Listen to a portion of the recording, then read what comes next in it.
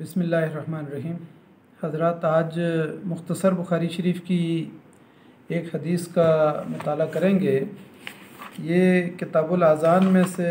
एक हदीस का हम मुताला करेंगे और इसमें बुखारी शरीफ मुख्तसर बुखारी शरीफ की तरतीब के लिहाज से ये हदीस नंबर 414 है और बुखारी शरीफ की तरतीब के लिहाज से ये हदीस नंबर 694 है और फ़ी ज़िलालिल हदीस शरह बुखारी शरीफ की तरतीब के लिहाज से हदीस नंबर 663 है। इसमें यह फ़रमाया कि जब इमाम नमाज को पूरा ना करे तो उसका गुनाह मुक्तदी पर जो है वो नहीं होगा, तो मुक्तदी जो है ना अपनी नमाज को पूरी करे और इमाम का गुनाह जो है वो मुक्तदी पर नहीं होगा। अन अबी हुरैरत रज़ियल्लाहु अन्हु अन्ना रसूलुल्लाह सल्लल्लाहु अलैहि वसल्लम क़ाला युसल्लून लकुम फ़इन अस्वाबु फ़लकुम वलहुम वइन अख़्तउ फ़लकुम व अलैहिम। रवाहुल बुखारी। हज़रत अबू हुरैरा रज़ियल्लाहु ताला अन्हु से रवायत है कि रसूलुल्लाह सल्लल्लाहु अलैहि वसल्लम ने फ़रमाया, जो लोग तुम्हें नमाज़ पढ़ाते हैं अगर ठीक नमाज पढ़ाएंगे तो तुम्हें भी और उन्हें भी उसका सवाब मिलेगा, और अगर वो गलती करेंगे तो तुम्हारे लिए तो उसका सवाब होगा मगर उनके ऊपर उसका गुनाह होगा। यानी अगर वो नमाज पढ़ाने में कोताही सरअंजाम देते हैं तो तुम्हारे लिए उसका गुनाह तुम्हारे ऊपर कोई नहीं है, उसका गुनाह जो है वो अपनी नमाज ख़राब कर रहे होंगे। इस हदीस में फ़रमाया कि अगर इमाम दुरुस्त नमाज पढ़ाता है तो उसका अजर ज़ाहिर है दोनों के लिए सब्त हो जाता है, इमाम के लिए भी और मुक्तदी के लिए भी।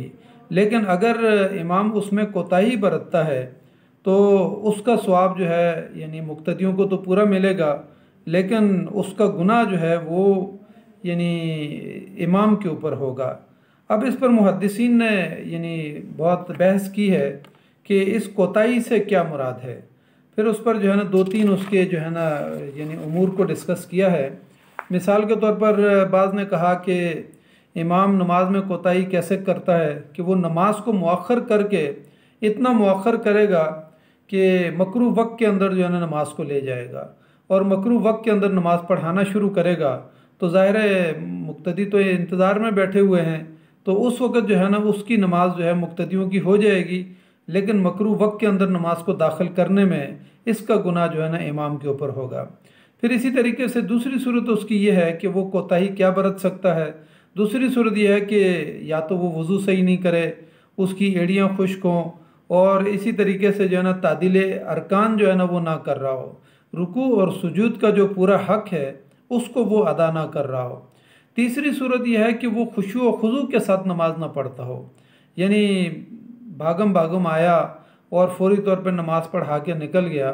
तो इस तरीके से जो है ना नमाज के अंदर जो खुशू व खुजू मतलूब है वो खुशू व खुजू के साथ नमाज पढ़ता नहीं है। तो कहा कि ऐसी तमाम सूरतों में अगर वो नमाज में किसी किस्म की कोई कोताही बरतता है तो इसका गुनाह जो है मुक्तदियों पे नहीं है बल्कि इमाम के ऊपर होगा। तो मुक्तदियों को पूरा पूरा सवाब मिलेगा। ज़ाहिर है वो घर से चले हैं, वज़ू करके आए हैं, मस्जिद में बैठे हुए हैं, इंतज़ार कर रहे हैं और नमाज इमाम के पीछे पढ़ लेते हैं, तो उन्होंने तो अपना हक़ पूरा कर लिया। अब इमाम का जो हक़ है वो उसने पूरा नहीं किया, या तो वो नमाज को मुअख्खर कर देता है या फिर यह है कि उसके अंदर जो है ना तादिल अरकान नहीं करता, और तीसरी सूरत यह है कि वो खुशू व खुजू से नमाज नहीं पढ़ाता। तो इन तीनों सूरतों में जो नुकसान होता है तो हदीस में आता है कि इसका नुकसान जो है वो इमाम के ऊपर है। अगर वो दुरुस्त नमाज पढ़ाएगा तो दोनों को उसका अजर और सवाब मिलेगा, लेकिन अगर वो किसी किस्म की कोई कोताही बरतेगा नमाज के अंदर तो उसका गुनाह जो है ना वो इमाम के ऊपर होगा, मुक्तदियों के ऊपर नहीं होगा। इस सिलसिले में हज़रत अब्दुल्ला इब्ने मसूद रज़ियल्लाहु ताला अन्हु से रवायत है कि रसूलुल्लाह सल्लल्लाहु अलैहि वसल्लम ने फरमाया, शायद तुम्हारा वास्ता ऐसे लोगों से पड़ेगा जो नमाज को वक्त गुजरने के बाद पढ़ाएंगे। यानी एक ज़माना ऐसा आने वाला है कि जिसमें लोग नमाज को मुअख्खर करते चले जाएंगे और वक्त गुजरने के करीब होगा उस वक़्त वो उठकर नमाज पढ़ाएंगे। तो उन्होंने फरमाया कि ऐसे हालात में तुम अपने घर में नमाज पढ़ लिया करो। नबी सल्लल्लाहु अलैहि वसल्लम ने उनको इजाज़त दी कि ऐसे हालात अगर तुम्हारे ऊपर आ जाएं तो तुम अपने घर में नमाज पढ़ लिया करो और फिर उनके साथ नमाज अदा करो, तो वो तुम्हारी नमाज जो है ना नफल शुमार हो जाएगी। यानी उनको ये नहीं कहा कि घर में नमाज पढ़ के घर में ही बैठ जाएं,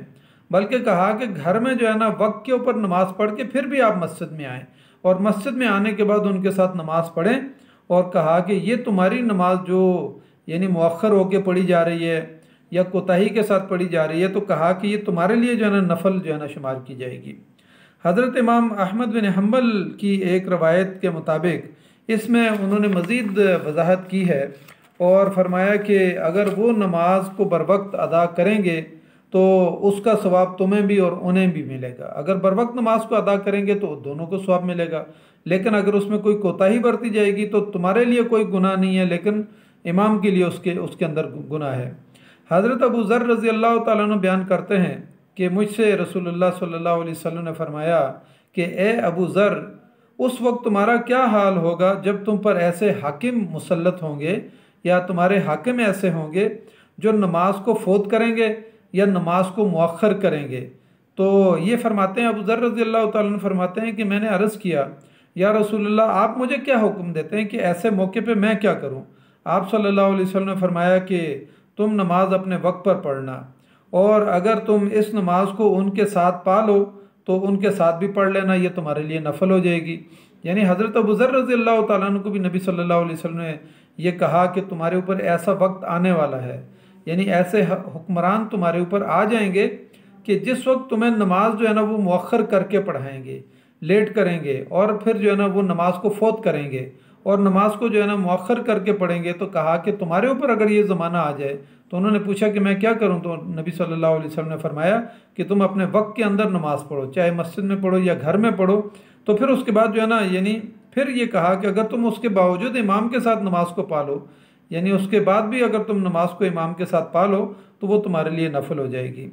हज़रत उबादा बिन सामित रज़ी अल्लाह ताला अन्हु बयान करते हैं कि रसूलुल्लाह सल्लल्लाहु अलैहि वसल्लम ने फरमाया, अनकरीब जो है ना, यानी तुम्हारे मेरे बाद तुम पर ऐसे हुक्मरान होंगे जिनको नमाज अपने वक्त पर पढ़ने में कुछ चीज़ें उसके लिए हायल हो जाएंगी, यानी वो अपने वक्त पर नमाज पढ़ने में जो है ना, यानी वक्त पर नहीं अदा कर सकेंगे। कुछ ऐसे उमूर मुमलिकत या उमूर ऐसे होंगे या रस्म व रवाज ऐसे होंगे कि जिसकी वजह से वो नमाज अपने वक्त पर जो है ना वो अदा नहीं कर सकेंगे। तो फिर एक शख्स ने कहा कि ए अल्लाह के रसूल सल्लल्लाहु अलैहि वसल्लम, तो हम उस वक्त जो है ना क्या करें? तो आप सल्लल्लाहु अलैहि वसल्लम ने फरमाया कि तुम चाहो तो उनके साथ पढ़ो या अपने वक्त के अंदर नमाज पढ़ो। तो यानी कहा कि यानी दोनों सूरतें पे यहाँ पर भी बता दी कि ये सुनन अबू दाऊद और इब्न माजा की हदीस है। इन तमाम अहादीस में एक बात तो बिल्कुल वाज़ेह हो गई कि अगर इमाम नमाज को मुअख्खर करेगा या कोताही के साथ पढ़ेगा या तादील अरकान नहीं करेगा, तो उसका जो है ना वो नुकसान जो है वो इमाम को होगा, और फिर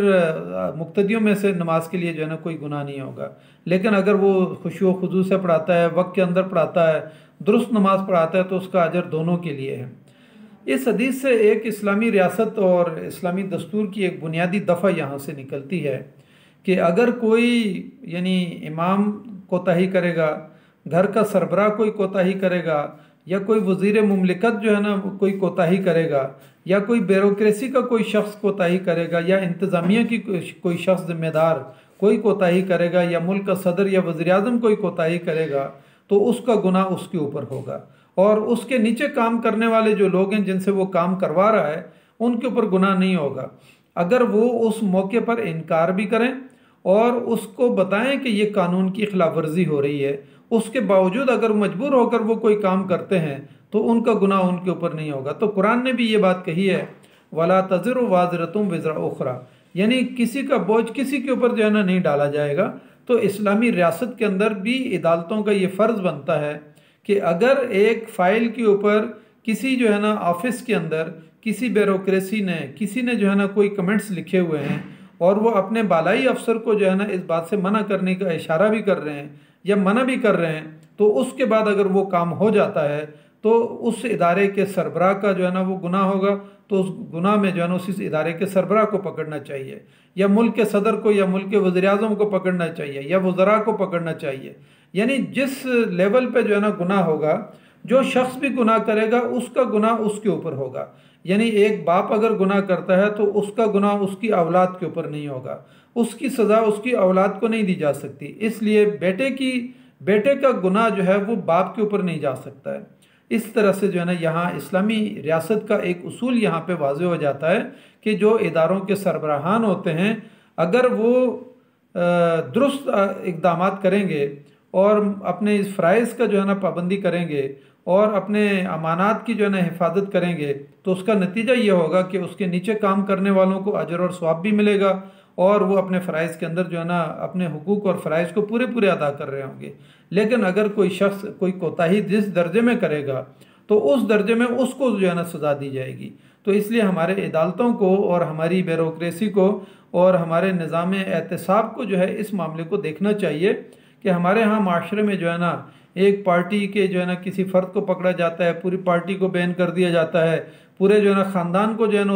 उसके अंदर लपेट दिया जाता है। इसलिए जो है ना कुरान और शरीयत और नबी सल्लल्लाहु अलैहि वसल्लम की अहादीस से जो लीगल साइड निकलती है वो इस हदीस में लीगल साइड ये है कि वला तज़िरु वाज़िरतुम विज़रा उख़रा, कि किसी का बोझ दूसरे के ऊपर नहीं डाला जाएगा। इमाम अगर कोताही करता है तो मुक्तदियों को जो है ना उसके अजर और सवाब से महरूम नहीं किया जाएगा। मुक्तदी तो आए हैं मस्जिद में नमाज पढ़ने के लिए आए हैं। इसी तरीके से अगर किसी कौम ने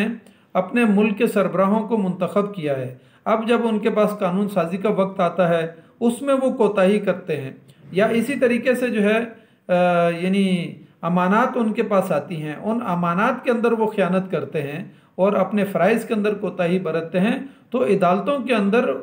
पहले मौके पर उन्हीं लोगों को पकड़ा जाएगा जो कोताही के मुर्तकिब हुए हैं। अगर जो लोग उनके साथ शामिल होते चले जाएंगे तो फिर उनको पकड़ा जाएगा, लेकिन अगर किसी का उसके साथ कोई ताल्लुक नहीं है तो उसकी वजह से पूरी कॉन्स्टिट्यूंसी के लोगों को नहीं पकड़ा जाएगा। इसका मतलब इसमें यह है कि जो जितना गुनाह के अंदर मुलव्वस होगा उसको जो है ना उसका एहतसाब किया जाएगा। तो अल्लाह ताला हमें नबी सल्लल्लाहु अलैहि वसल्लम की इन अहादीस की रूहानियत को भी समझने की तौफीक अता फरमाए और इससे जो लीगल जो कानूनी नुकात निकलते हैं, इस्लामी रियासत के जो बुनियादी उसूल निकलते हैं वो भी हमें समझने की तौफीक अता फरमाए। जज़ाकल्लाहु खैर। अस्सलामु अलैकुम व रहमतुल्लाहि व बरकातुहू।